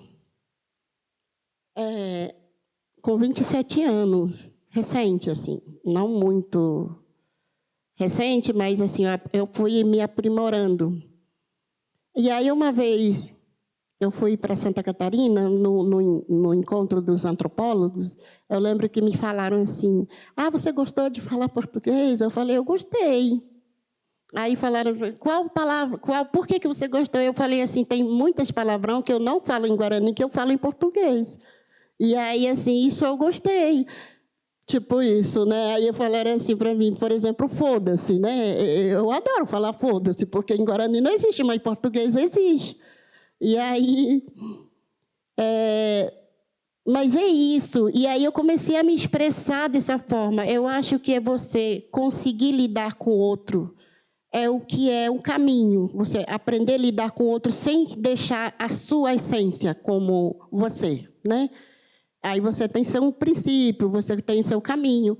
Mas tem esse outro lugar que, muitas das vezes, complementa aquilo que é... Aí você... Às vezes, eu chego na comunidade e falo assim, nossa, você fala muito, você fala alto. Aí fala assim, existe um estranhamento na nossa comunidade sobre o meu ser, por exemplo, a Sandra, hoje. Mas só que, por um lado, é bom, porque as pessoas têm medo, né? E falam assim, nossa... Se eu brigar com a Sandra, ela vai me expor, né? Quer dizer, então, tem essas coisas e tem que saber... E aí a gente usa esse nosso poder, porque isso é um poder também, de você saber lidar com o outro, né? É um poder também para você. E aí eu tenho que usar como poder também para você. E como que você vai se impor nesse poder que você carrega. E isso é muito importante a gente entender. Porque quando, em 2021, a minha mãe faleceu, né, de Covid, e aí eu cheguei na comunidade, e a comunidade continua sendo Guarani, fala baixo, por mais que fica triste, ele não vai ficar brigando com todo mundo, falar alto, não vai gritar, não vai se impor, né? E aí eu cheguei lá, aprendi com o Juruá também. E aí eu cheguei lá e eu comecei, quando a minha mãe faleceu, meus irmãos começaram muito impactados, todo mundo ficou. E aí por isso que eu falo assim, nesse período eu fui me incorporar, né, a língua português. E me deu uma coisa que eu não consegui chorar. E hoje eu consigo chorar, depois de muito tempo, pela perda da minha mãe, porque eu tive que me impor, tive que correr atrás para poder... Porque era uma coisa assim de... Na pandemia não podia... E muita gente foram enterrada como indigente, né? E mandava para a gente... E aí, no hospital, mandaram para minha irmã, dizendo que tem que alguém cavar buraco para poder enterrar minha mãe, sendo que a minha mãe foi uma pessoa muito importante na comunidade. Ela é parteira, ela fez... E aí, eu chorei antes, mas depois eu fui. Aí depois eu falei, não, a gente não vai enterrar nossa mãe aqui. A gente vai chamar as pessoas para despedir da nossa mãe. E aí, a galera do agente sanitário, esse negócio aí, foram lá atrás da gente querendo processar a gente se a gente quebrar a regra que é enterrar nossa mãe sem ninguém ver. E aí eu usei todo esse meu poder de aprender a falar português, de falar, gritar, falar tudo que eu tenho poder naquele momento eu usei. E dei, como disse assim, é famoso carteirada, né? Eu uso quem eu sou, né? Por onde já andei, o que eu já aprendi. Então, tudo isso eu usei para poder dizer para eles que eles não vão me processar e quem está errado é eles. Porque a minha mãe ficou esperando consulta desde janeiro e ele foi falecer em março. E porque não tinha. E aí, depois, a gente vai ser culpabilizado pela morte da minha mãe? Eu falei, não, a gente não vai. E aí eu falei, eu vou chamar jornal, eu vou chamar tudo. Então, eu acho que aí me incorporei o português da forma que é aqui, de forma de falar. Então, tudo isso. E aí eu lembro que, desde então, não consegui chorar. E, recentemente, eu comecei a chorar de novo, porque eu acho que eu voltei um pouco no meu ser guarani. E agora, assim, isso é um desafio. Mas é importante você se empoderar naquilo que você é, e você tem, e que você carregou, que você aprendeu. Eu acho isso muito interessante, pelo menos para mim, eu estou buscando esse caminho. Mas tem momento que eu volto no meu ser guarani. É diferente, é.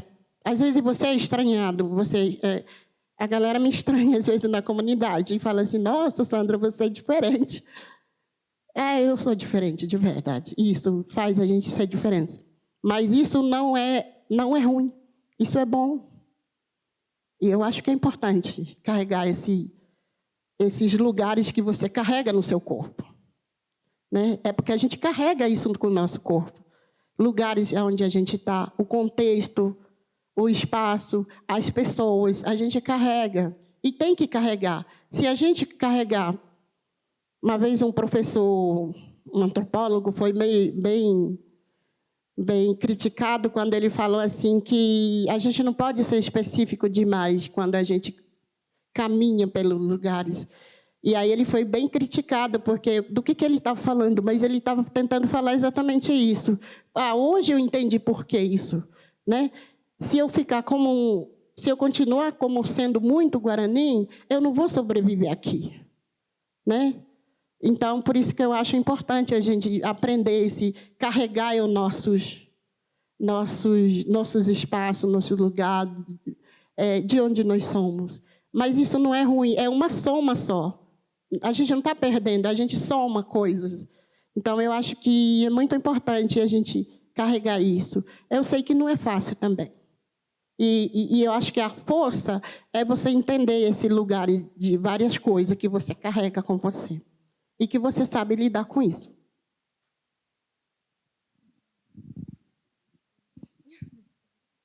A gente tem tempo para mais uma pergunta. E agora? Tem 2 pessoas. Posso perguntar?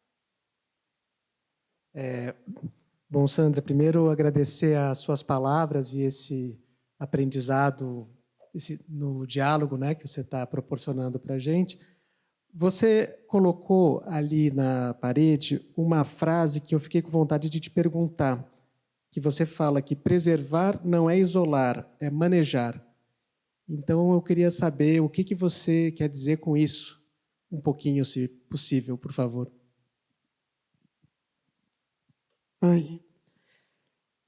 Eu vou trazer um exemplo, né, que eu acho que eu não consegui falar totalmente detalhado sobre essa questão, mas é um exemplo. Né? Eu acho que aí tem a questão da tradução. Né?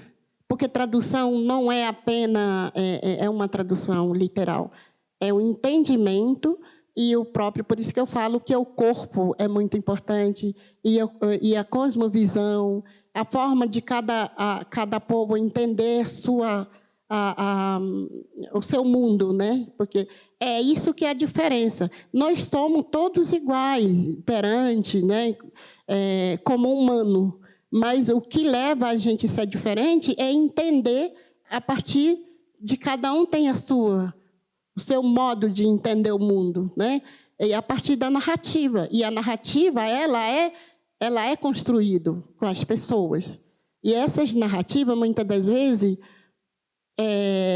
ela é poderosa. A narrativa é muito poderosa. Por isso que pessoas, né? A gente é pessoas, mas a gente, como se fosse a narrativa, é uma roupa que é colocado muitas das vezes pelo coletivo, ou às vezes por pessoas, e aí que o poder é muito importante, né? O poder a gente se posicionar. Por exemplo, para eu questionar a narrativa do povo guarani, eu estudei aqui fora, mas também eu sei muito bem o que acontece ali dentro. Para eu poder... Então, você tem que equilibrar você tem que manejar o conhecimento do povo guarani. Eu tive que manejar, quer dizer, eu manejei por quê? Porque a minha avó me ensinou e eu aprendi tudo e eu pratico as coisas também, né? E aí, voltando ao ponto da sua pergunta, eu acho que o que é manejo e o que é preservar. Preservar e manejo é outra coisa. Agora, os não indígenas, o colonizador, ele usa a ideia de preservar para justificar, muitas das vezes, o conhecimento do outro, para dizer se é melhor ou pior. Porque aí é a prática, não tem nada a ver com a questão apenas só com a narrativa, né? A narrativa e a prática andam muito junto com as comunidades. E aí um exemplo, né, que eu falei assim, hoje tem muitas questões de reserva, preservação ambiental, né? Só que preservação ambiental, para o Juruá, é você retirar todas as coisas de lá, né? E achar que você está preservando, retirando pessoas de lá. Mas você não pensa no conhecimento que essa comunidade tem. Você ignora totalmente, aí você manda e fala, não, agora a gente está preservando. Mas aí você está ignorando o conhecimento que a galera tem, né? E o que acontece muito hoje no Brasil, vamos preservar, mas retirando pessoas de lá. Porque manejo é diferente. Manejar é você estar junto com esse lugar e saber lidar com isso. Como nós estamos falando agora há pouco de manejar a diversidade, é isso, você saber lidar com o outro, mesmo sendo colonizador, você tem que se aproveitar, às vezes, naquilo que é importante para você. Não é meu, né? Usar palavrão não é meu, mas eu tenho que usar em determinado momento para eu poder também me fortalecer. Só que isso, na preservação ambiental, que os Juruá chamam, que muitas das vezes é muito contraditório. É bem contraditório. Por quê? Eu vou retirar as pessoas de lá para que isso cresce sozinho. Na verdade, no nosso entendimento, não é assim. É você manejar, é você saber também preservar, mas de uma outra lógica. Não é da lógica dos pensamentos colonizadores, digamos, ocidental. Porque eu estou me referindo a isso porque é o que eu vejo. Tirar os parentes. Eu lembro recentemente, né, não me lembro em que mês que foi, os parentes do Paraná, eles moram no Paraná do lado do preservação do ambiental, que tem uma preservação, não sei o que lá. Aí eles foram tirar a taquara de lá, aí eles foram presos, porque invadiu a ideia da preservação. E aí eles falaram assim, eles não entenderam nada por que eles foram presos. E aí ficamos... os antropólogos se juntaram, pagaram a fiança e tudo. E aí eu fiquei tentando entender, eu lembro, e todos os indígenas fazem isso, né? Por isso que a gente precisa do território. E muitas das vezes eu já ouvi muito falar que muitos anti-indígenas falar que era muita terra para pouco índio, não tem essa coisa que se usaram? Só que eles não entenderam que a gente não é coisa de destruição. Essa ideia da invasão, no período da invasão, também dizer que a floresta é virgem, cuidado quando a gente acha que a floresta é virgem. porque existe coisas dentro, né? E aí, essa ideia da colonização que permanece até hoje, né? A ideia de não existir ninguém. Por isso que nós, indígenas, nunca fomos reconhecidos como originário pelos invasores, né? A gente agora lutamos muito para poder ocupar esse reconhecimento, mas a gente já estivemos aqui. E como é que a gente manejou essa floresta toda? Né? Até hoje a gente está vivendo, manejando, e é comprovado, onde tem a populações indígenas ainda tem coisas preservadas, né? E aí, é um exemplo, né? Quando a gente, como eu falei do ritual dos meninos, né? Geralmente, nesse período do ritual dos meninos, eles que vão buscar as coisas. Tem uma planta que é bom para dor de cabeça. Aí eles vão retirar aquela planta, só que eles têm que saber na lua certa, e eles vão fazer ritual para pedir permissão para o espírito daquela planta, e depois eles vão retirar aquela planta e trazer. E aí, para poder, quando eles vão precisar de novo, eles vão pegar em outro lugar. Não vai pegar no mesmo lugar.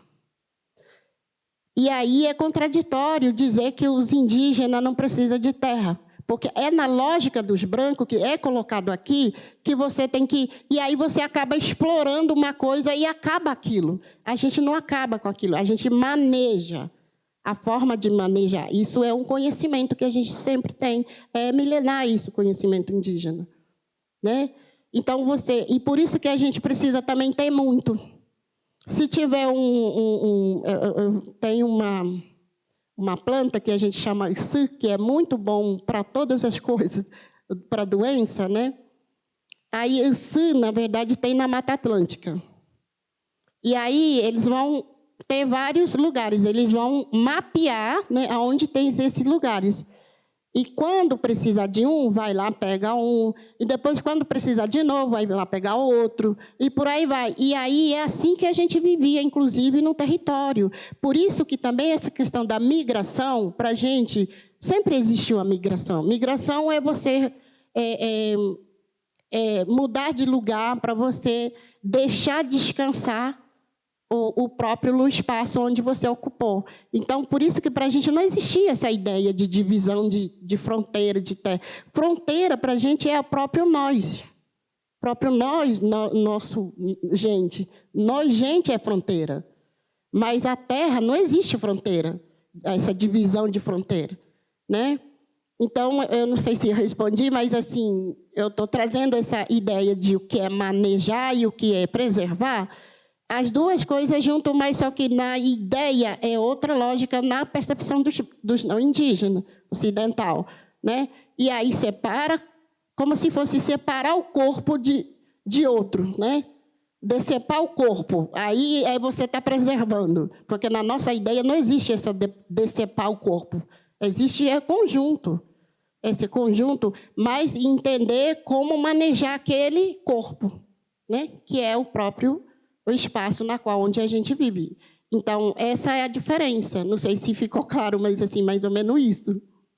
Ficou sim, muito obrigado. Então, muito obrigada, Sandra. A gente pode ir se encaminhando para outros momentos agora. Foi muito importante para mim, acredito que para todo mundo que está aqui presente, né, escutar você mais um pouco. É uma coisa que ficou muito forte para mim, né, de entendimento, é sobre esse negociar os tempos, né? Como a gente negocia esses tempos em que a gente habita, que são diferentes, né, esses dois lugares, e também a forma como a gente leva o nosso corpo junto, a nossa saúde, para onde que a gente vai, né? E aí esse corpo sendo ele coletivo, territorial, e o nosso corpo que a gente vive mesmo, né? E uma coisa também que eu acho muito forte é o fato de que, quando a gente reivindica essa saúde desse corpo territorial, coletivo e o nosso, a gente está reivindicando contra a colonização também. Assim, não é como se fosse a reivindicação pela saúde, não é algo individual, né? Uma coisa que vai totalmente contra todo esse sistema que se suprime todas as outras relações possíveis, né, da gente com outros seres, e também da gente ir aos poucos tentando nomear e identificar, tanto dentro das comunidades indígenas como nessa relação com outros povos, como que é a cara desse racismo estrutural, né? Como que ele se materializa, como que a gente identifica e nomeia mesmo. Assim, eu vejo que tem muita dificuldade de identificar nos lugares que a gente habita. E aí é isso, ficou muito, muito marcado para mim essa sua fala.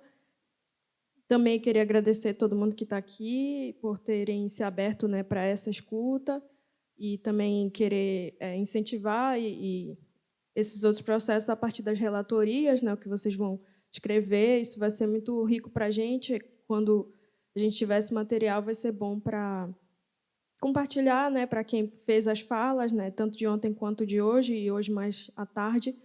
Para quem falou, também ouvir vocês, né, que forem produzir esses trabalhos. A gente pode não ter tido tempo para falar, para abrir perguntas de todo mundo que quis perguntar, mas a gente vai ter outros momentos, né? E aí também falar das próximas programações de hoje. Às 14 horas, a gente tem a conversa com o Aider Calambás e a Puyuma, do Conselho Ancestral Wicca-Jaco, e também junto com a Melissa Alves, do Sertão Negro. E às 16 horas, a gente tem um show com a Inaicira Falcão. E aí é isso. Muito obrigada.